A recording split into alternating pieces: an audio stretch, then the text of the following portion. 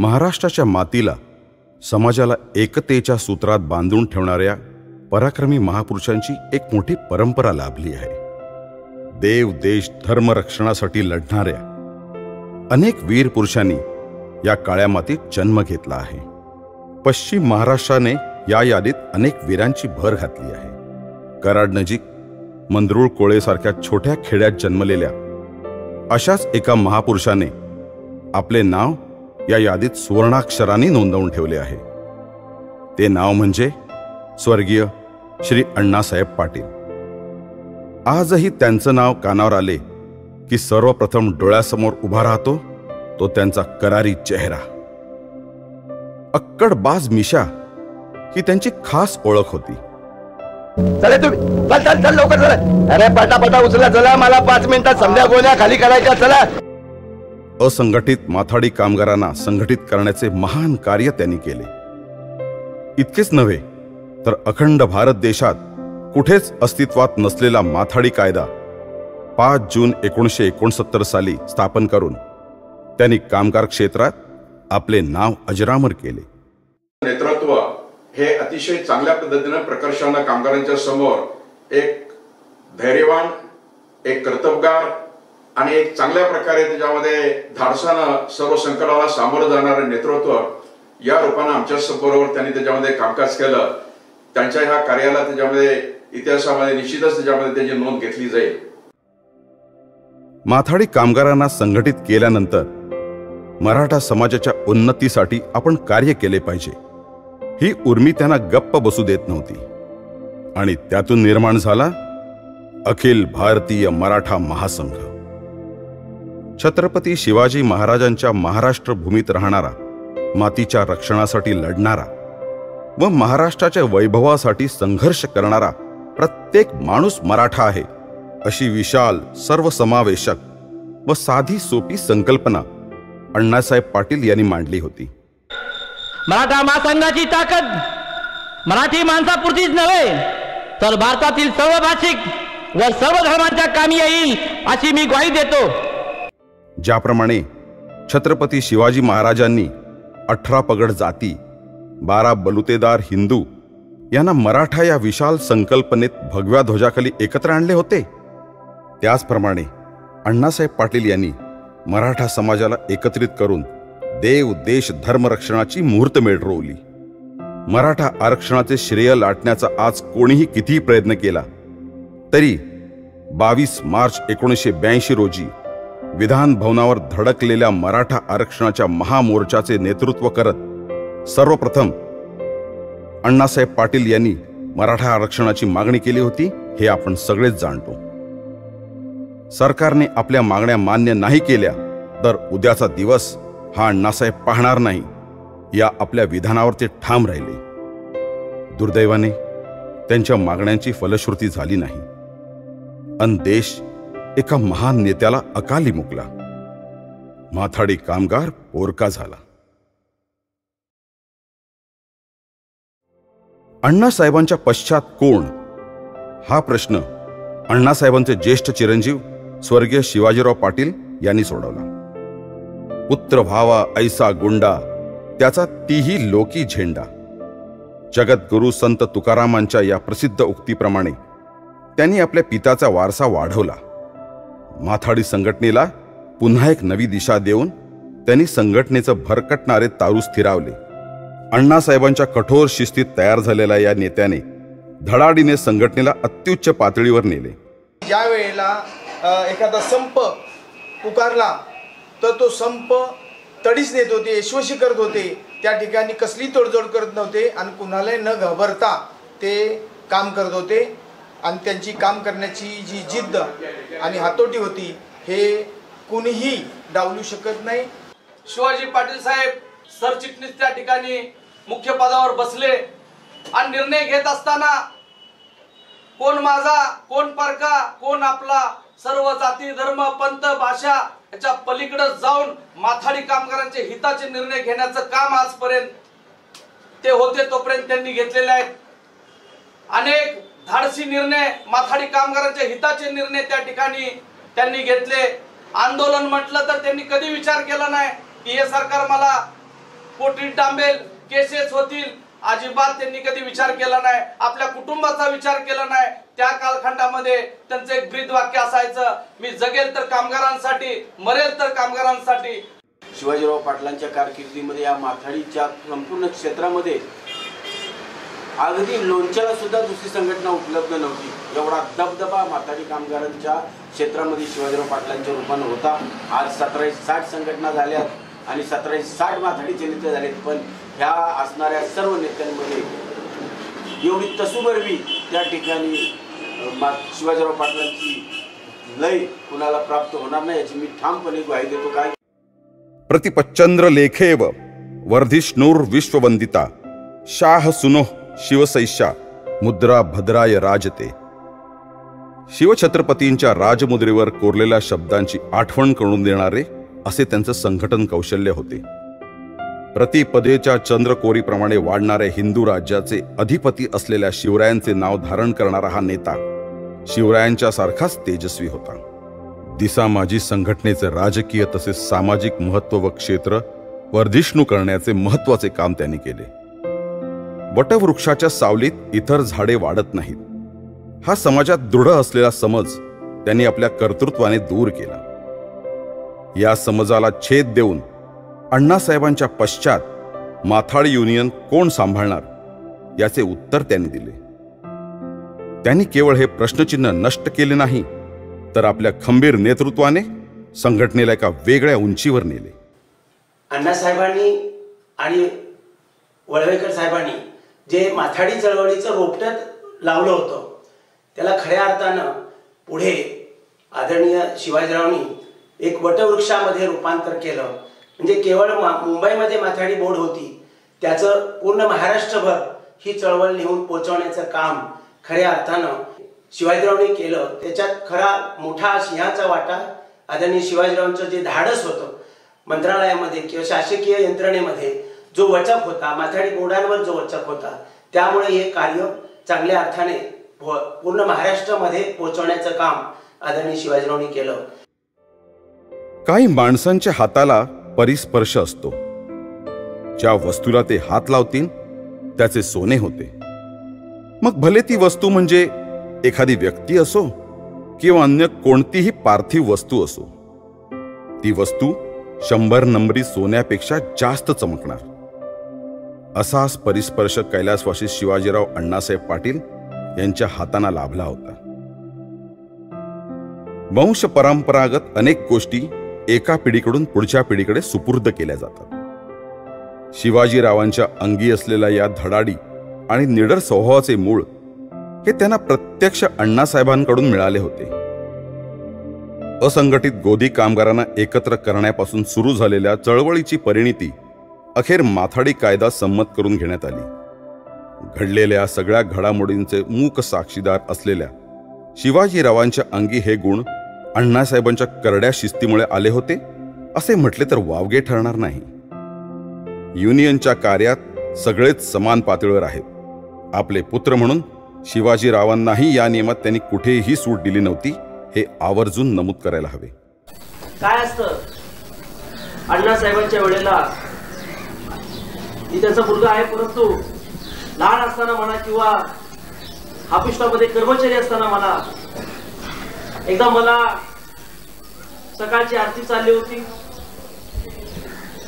आणि अण्णासाहेब आले. मी जरा उशीर आलो कारण कॉलेजमध्ये पण म्हणजे कर्मचारी असताना कॉलेजमध्ये सुद्धा शिकत होतो. आणि अण्णासाहेबांनी काळूने मला सर्वांना ऑफिसच्या काही उशिरा लोकांना बोलून घेतलं. मला म्हणले काय रे तू वापस ऑफिस आहे काय, आणि आखलून दिलं. मला येऊन आतमध्ये काय म्हणाले ते, शिवाजी हे बोलावं लागतं. मी जर स्वतःच्या मुलाला माफ केलं तर इतर लोकांना मी काय बोलणार.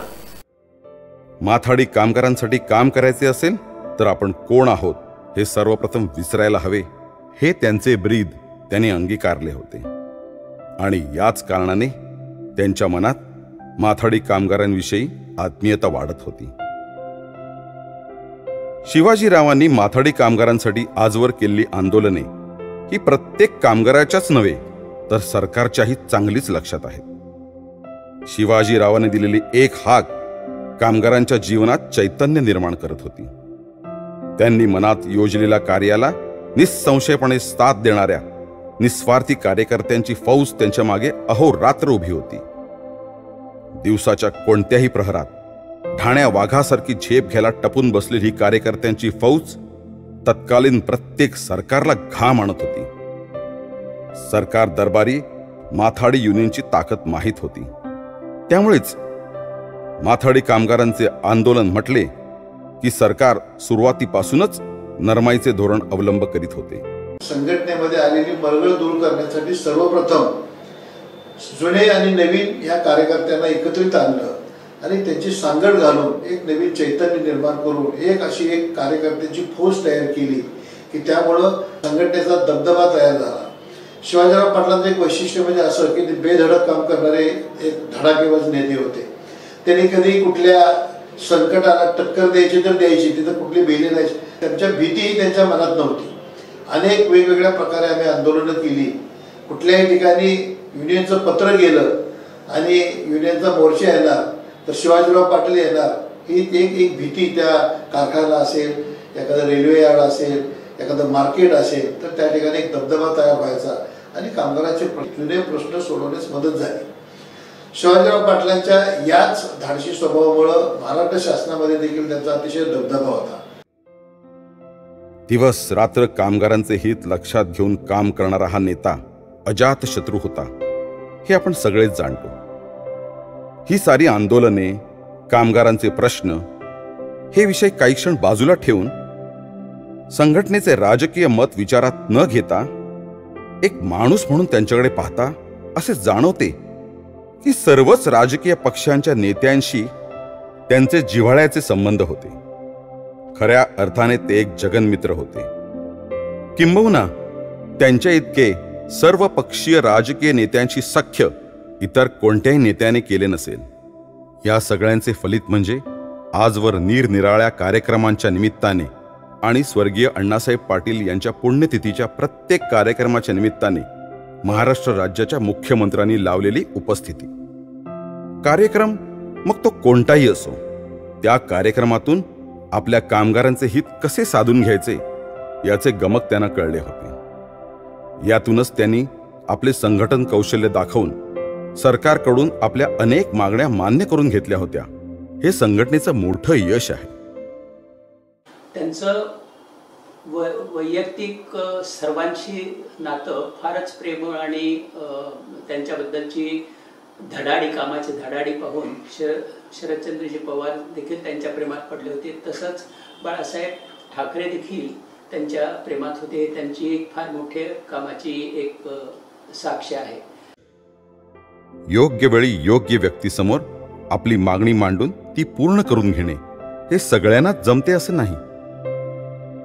नवी मुंबईत स्थलांतरित झालेल्या मार्केटमधील कामगारांच्या घरांचा उपस्थित झालेला प्रश्न, त्यासाठी घडवून आणलेले आंदोलन आणि सन्माननीय श्री शरदचंद्रजी पवार साहेबांचा पाठिंबा मिळवून माथाडी कामगारांना 5,000 घरे मिळवून देणे हे शिवाजीरावांच्या दूरदृष्टीचेच फलित आहे.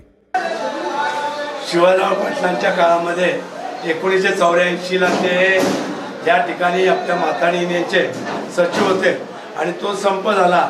त्यावेळेला त्यांनी एवढं मोठं योगदान दिलं की तो संप आमचा 14 दिवस चालला होता. त्यामध्ये सचिव असताना सुद्धा त्यांनी मोठी धडपड केली.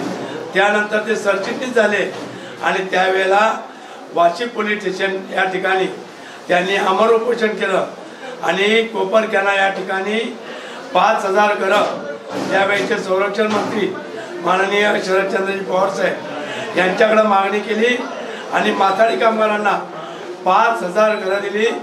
त्यामुळं आज आम्ही माथाडी कामगार हे सर्व माथाडी कामगारांना नवी मुंबईमध्ये घरे मिळण्यासाठी त्यांनी वाशी पोलीस स्टेशनला आमरण उपोषण केलं होतं.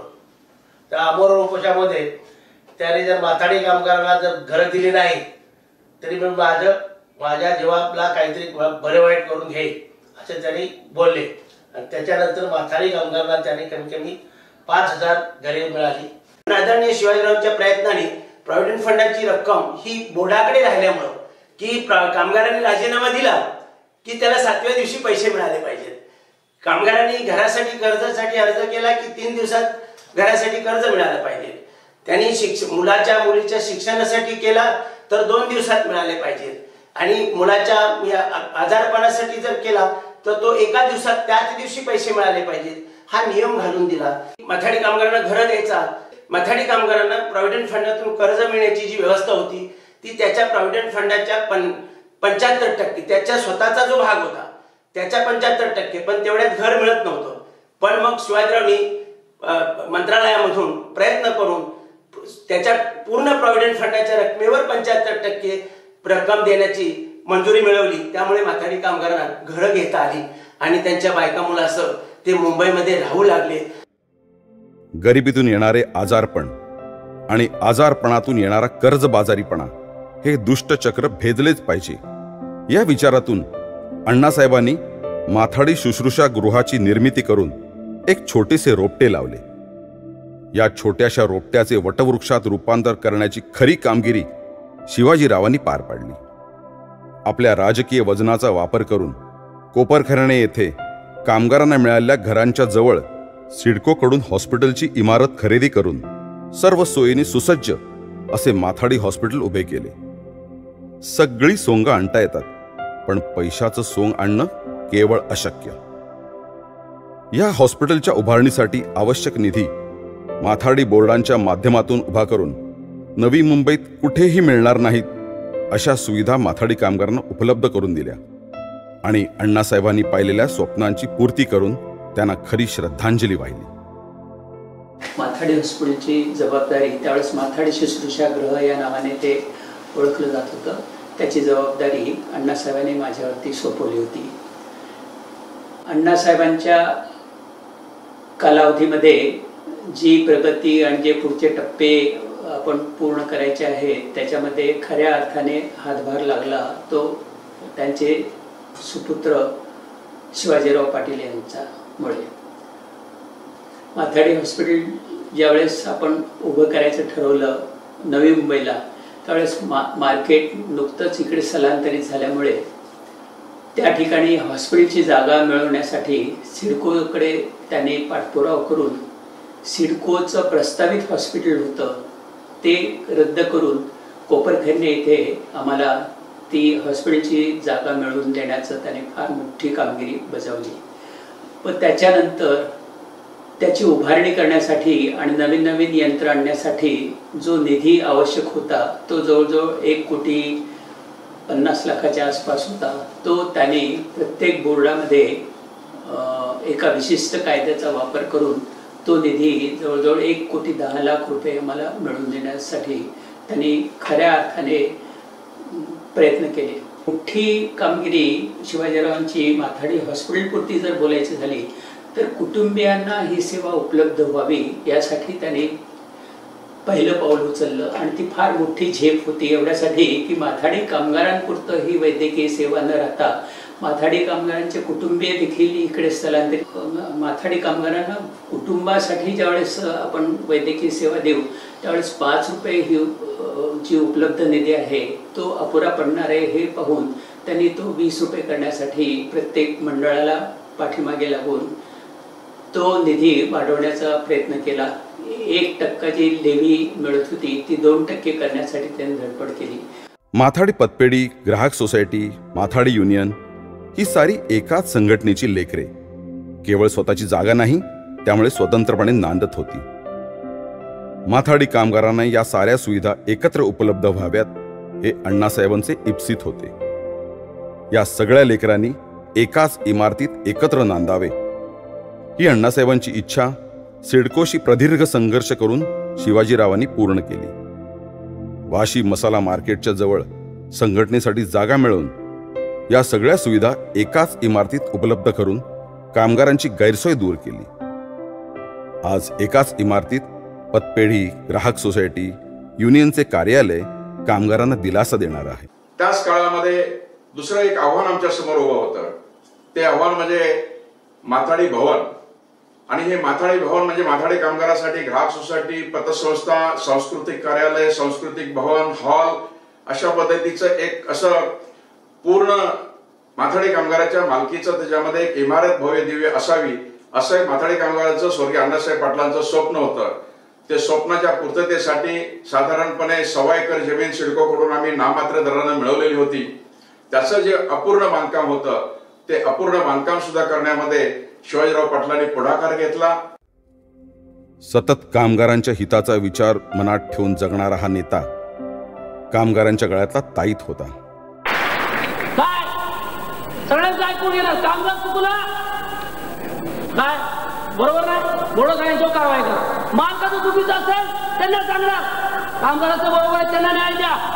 कोणतरी पैसे खातात लाखो रुपये काय रे त्या कामगार नेत्याला त्याला लाखो रुपये लाभ द्यायला तुम्हाला परवडते आणि म्हणून रेल्वेच्या कामगाराला तुम्हाला त्याच्यामध्ये बसलेल्या दिवसाची नुकसान भरपाई म्हणून मजुरी द्यायला परवडत नाही. आजच्या दिवशी माथाडींच्या समस्त संस्था, सर्व नेते, कार्यकर्ते आणि सर्व कामगार यांच्यातर्फे आदरणीय शिवाजीरावांना ही भावपूर्ण आदरांजली.